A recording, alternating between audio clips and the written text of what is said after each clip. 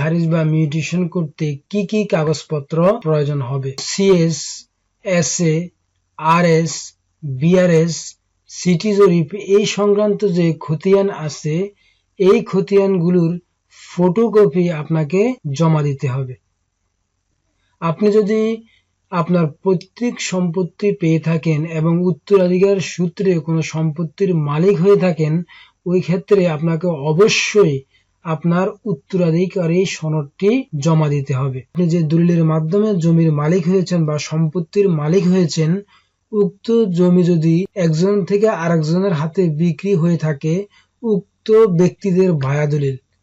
তারপরে যে ডকুমেন্টসটি লাগবে সেটি হচ্ছে সর্বশেষ হালনাগাদ ভূমি উন্নয়ন কর পরিশোধের রসিদ বা দাখিলা। তারপরে যে ডকুমেন্টসটি আপনার লাগবে সেটি হচ্ছে আপনার স্মার্ট কার্ড বা আপনার জাতীয় পরিচয় পত্রের ফটোকপি আবেদনের সাথে সংযুক্ত করতে হবে।